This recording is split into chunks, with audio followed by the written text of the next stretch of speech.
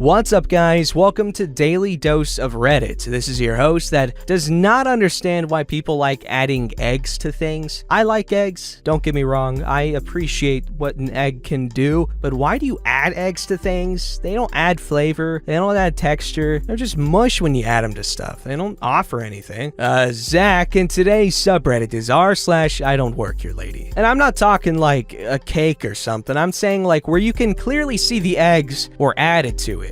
Situations like that, it's usually breakfast food, but like, why? I get that there's protein in eggs, maybe it's a thing where like, oh, at least it'll fill me up a little bit better. Sure, but like, couldn't you, I don't know, if you have the option, sure, eggs are healthier than like sausage or beef, but like, wouldn't you rather have that in your food? Alright, so first up, we have a really long story called Ethical Irony. I don't know what makes it ethical, and I don't know what irony would be unethical, but here we have Ethical Irony. I found this Reddit via YouTube, and I have been lurking anonymously for a while now. I understand the rule about no politics, and politics really doesn't play a factor here, except to perhaps shed a bit of light on the swampy nature of the swamp. A sufficient time has passed now, over 30 years, that this tale won't compromise anyone's identity, nor touch on any politics of the current day, except perhaps to show that the swamp is still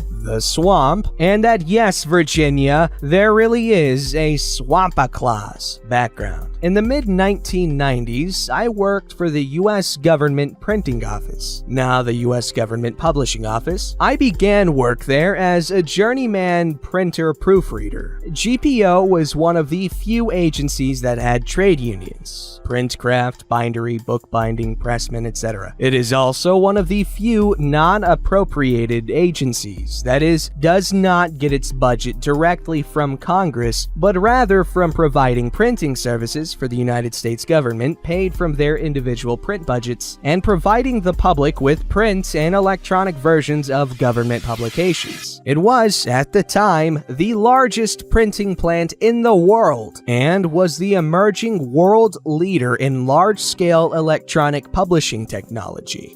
That took so many tries to say right. At that time, I had already worked in trade there for 8 years, but had provisionally transitioned to a white-collar position assigned to the office of production manager while I waited for an opening in their development division, creating and implementing technologies to convert ink-on-paper archiving to electronic archives, and direct-to-press printing publishing and the newly emerging internet. A topic for a later post, perhaps, because I actually knew what a computer was and how programming was done. The office had a congressional liaison section that catered to the print and publishing needs of Congress. The office not only tracked jobs through the plant, but did troubleshooting and, when needed, direct liaison. Long story short, they needed someone familiar with a certain in-progress job to coordinate the House printing services for the production of the House Ethics Manual, HEM, basically a guide for House members and their staffs on what was and what was not acceptable for them to do in performance of their congressional duties. Volume 1 covered all the laws, statutes, House rules, and Volume 2 was filled with examples of the various aspects spelled out in Volume 1. Because of my unique qualifications, I was asked if I would be willing to liaise with HPS for that, and other projects up on Capitol Hill. Sure, why not? A change of pace is always welcome in the chaotic world of tight deadlines. Cast of characters. Oh boy, okay. There's ethically challenged entitled lawyer. I'm gonna do the voices later because I don't know what's going on here. Who is the chief of staff of the House of Ethics community. There's the House printing director. Okay guy, but too much under the thumb of the politics of his environment. Columbia Typographic 101 union representative. Blue collar printer proofreader and the union shop steward. Big Red. Nom de plume of GPO's night production manager. We had butted heads a few times. Hey, he was Irish and no beaver sausage, as was I, about a technical and procedural issue here and there, but respected each other as being non-beaver sausage people focused on getting the job done on time and in the most efficient manner. Plus, we were both damned good at our jobs, but he was my my boss. I knew it, he knew it, and no overall issues, and more than a fair bit of respect for one another. Public Printer, the current administration's politically appointed head of GPO. In other words, a political hack whose daddy owned a publishing business but wouldn't know Helvetica from Garamond or the contents of the US government style manual even if he read it. Essentially, the production managers actually ran GPO print and publishing operations. Me, US GPO liaison to HPS, journeyman printer proofreader, not at trade, and known in-house at GPO as Rambo, because someone was in the army once upon a time and has a zero-tolerance beaver sausage meter and a shorter fuse when push comes to shove, but always within the letter of the law. But basically, don't beaver sausage him or try to intimidate him. You won't like where it goes because he gives exactly 0 Fs about politics and brown noses. Ethics Part 1. Battle of Blunderhill. Nice. The first few months went extremely well. Volume 1 of the HEM was accomplished on time and even under budget, something appreciated by the house printing director since it made him look good. Several other ongoing projects were similarly accomplished. I got to work in a quiet, fairly posh office on Capitol Hill, albeit buried in basement bowels of the sprawling maze of tunnels under the Capitol and its House and Senate buildings. During the pre-production phase of HEM1, things went along without issue, and I had distant interaction with the actual committee staff mainly via marked up manuscripts and various minor questions on typography and layout. HEM1 went into production and was printed. Now it was time to begin production of HEM2. Again, at first, things went swimmingly. Various drafts came and went, marked up by yours truly and revised according to the US GPO style manual. A few minor clerical interactions to the staff to explain why so-and-so was revised to this-and-so. Typical pre-production, and again, things were ahead of schedule and under budget. House printing director was happier than a clam that missed the chowder bowl. His reputation as an efficient manager was acknowledged on many occasions during that time frame, and to his credit, he was efficient. Just that house printing director had a backbone made of overcooked spaghetti.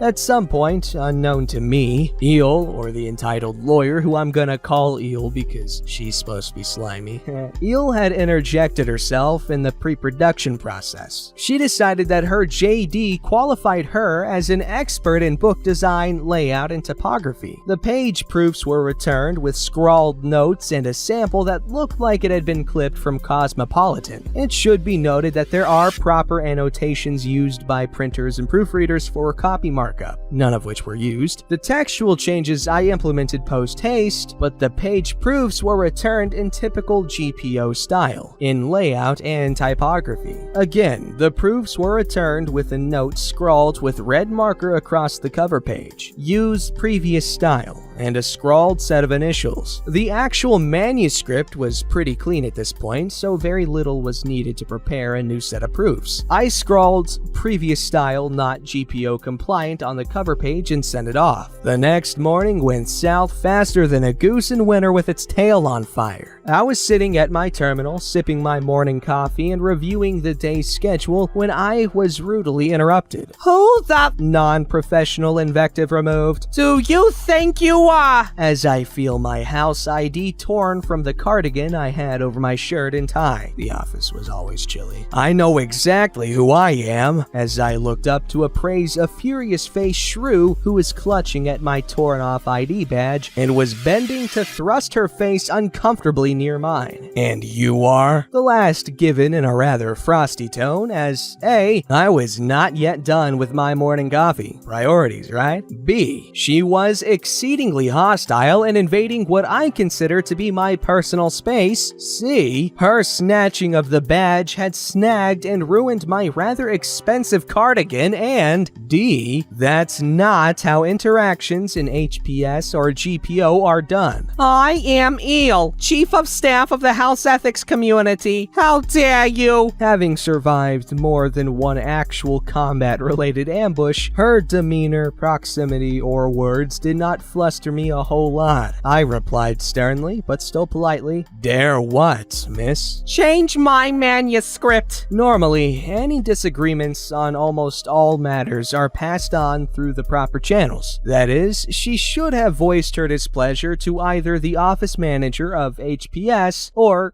given her position, to the director himself. She had absolutely zero business in this back office work environment and absolutely zero business conducting herself in violation of HEM1. Not GPO style, miss. If you have issue, at this time, having been frantically informed by the office manager, director enters in stage left, eyes wide in horror. Eel, now screeching like a puma in heat, "I will have you fired, you!" Insert more invective, perhaps suited to bar brawls, but certainly not Capitol Hill. Director stammering, eyes blinking like a spastic semaphore. What's going on? "I want this insufferable!" Insert more decidingly unprofessional invective. "Fired and escorted from the hill!" Director could only flap his lips and make incoherent gurgles in his throat. I reach under my snagged cardigan and withdraw my GPO ID on its lanyard. "Miss, I work for GPO and you can't fire me." I looked at director and reached down, turning the power off to the PC. "I am terminating my details to HPS. I'll be off to GPO now." "I am not done with you." "Perhaps not, miss, but I am entirely done with you." I gathered up my coffee mug, ejected the 3.5-inch floppy, the one with the entire project stored on it, from its drive and slid it into my pocket. "I did not give you permission to leave." "Ma'am, I do not need your permission." I left at a leisurely pace. Unfortunately, I'm not good at whistling, else I would have as I sauntered out and headed back to GPO. Neither director nor the stunned eel said anything. Ethics. Part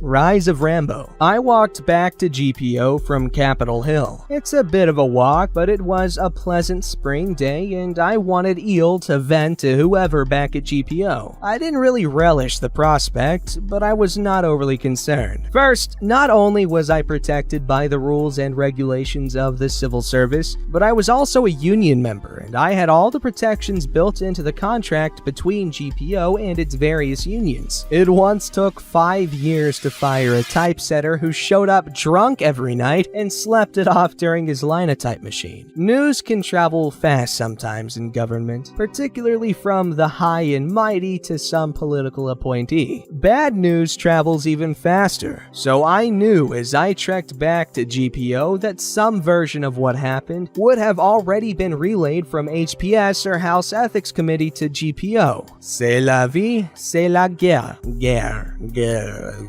I arrived back at GPO and went to my desk, and sure enough, there was a note telling me to report immediately to PP's office. PP is public printer, by the way. There was also a bevy of urgent emails saying pretty much the same thing. First, I sauntered over to the proof room and gathered up Columbia and clued him into what was going on. He laughed and shook his head and made some remark about Rambo on the hill. I laughed. Next, we went over to production and, somewhat surprised, found Big Red still there. His night shift was long over at this point, but good. "Hey, Red, there's gonna be a excrement show in the public printer's office. You might want to come." "Uh-oh. What the F have you done now, Rambo?" Yes, he actually used that rather than my name. Reputation is an awesome thing, I explained. "Well, F me. You poked the damned bear." With a 2x4. I had to laugh. As did Columbia, because Red had to suppress a grin and give me his official manager glare of disapproval at the same time. We arrived in short order on the top floor. On the way up,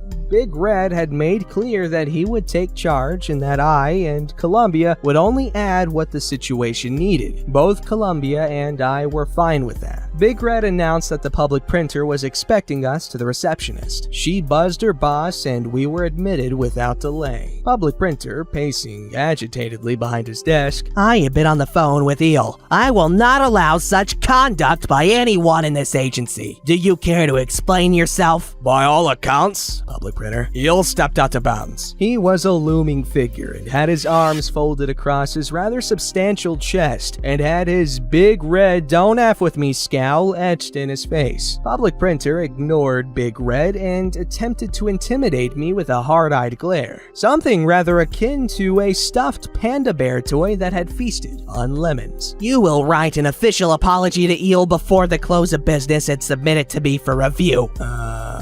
Columbia elbows me and answers. He will not. The union would like to file a formal grievance for an assault by a congressional staff member against a brother of our union. Big Red was really pissed off because the public printer had bypassed his role as my superior. Red was a stickler for chain of command. He uses public printer's first name in a rather disdainful manner. You need to hear OP's account before dictating things like that to my people. Told ya. Big Red is a no-nonsense hard-ass, and that hard-assery extends up and down the chain. I give a concise recount of events. That is not how she and director relayed the events. I am back at GPO now and don't need to use public face niceties. I don't give a rat's ass what that piece of sashimi Ivy League lawyer said, or whatever director chimed in with while licking her boots. That is what happened. It's as Big Red and Columbia said. They will officially apologize to me in writing and remunerate me the cost of a new cardigan. I gesture to my ruined cardigan. If they do not, Columbia will lodge a formal complaint via the union, and I will file a formal complaint through civil service. Is that all? Public printer was blinking while Big Red gives me a scowl. You and Columbia may leave. I'll discuss the matter with Big Red. A week or so later, I did receive an official apology from the Chief of Staff of the House Ethics Community, and my next paycheck included an incidental expenses amount to cover the cost of the cardigan that had obviously been knitted by alien fairies on Marge, judging by the amount. Word went through the plant. GPO had more than 4,000 employees back then, and the legend of Rambo grew beyond even the bounds of EPD, the Electronic Print Division. Note: also, HEM2 was published on time and on budget following GPO style. I understand but cannot confirm that a memo was circulated to the staffs of the various committees about interactions with other federal agencies, including the GPO. By then, I was in the development division and working graveyard shift. Big Red would shake his head at me from time to time when we passed in the hall. Wow, okay, so that was a whole lot